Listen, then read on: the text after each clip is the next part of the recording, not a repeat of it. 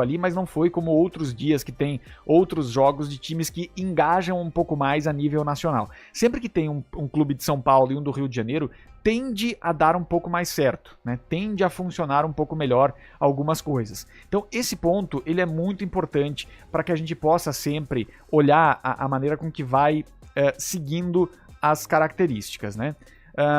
Deixa eu só um momento. Muito bem. Vamos então adelante, agora sim, com el pueblo, la bailarina del pueblo, ahora Rosalía el pasito. Perdão. Vamos recomeçar, porque essa pauta eu me distraí.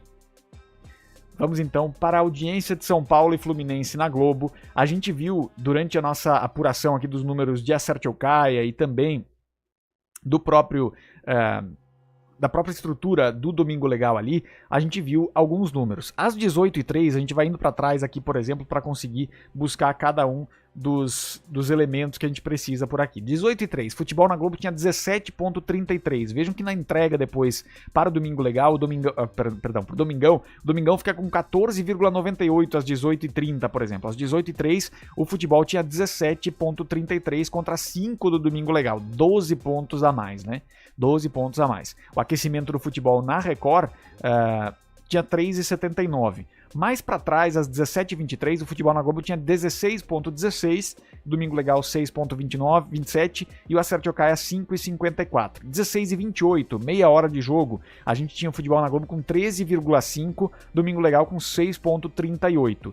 Quando começou o futebol na Globo tinha ali 11,63 contra 5,93 do SBT. Ou seja, nós tínhamos aqui uma diferença mais ou menos de 5 pontos, aliás, 6 pontos para a Globo, 6 pontos na frente. Quando a gente chega no fim da transmissão da Globo, a gente tem 12 pontos na frente. A Globo é tão importante esse futebol como alavanca na tarde da Globo, que ele praticamente dobrou a diferença que a Globo tinha do SBT do início para o fim do jogo.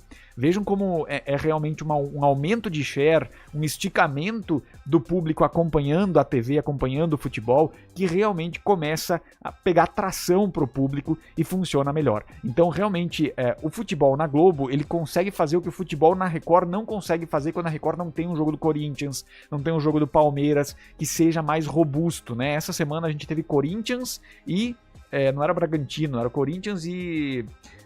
me esqueci, na Record. Foi bem também, né? Conseguiu uma boa audiência, embora As Filhas da Senhora Garcia no SBT tenha conseguido suplantar a novela Paulo Apóstolo, mas o jogo em si deu 9,5 de média no meio de semana na Record. Então segue sendo importante, mas no domingo a Record não consegue pegar praticamente...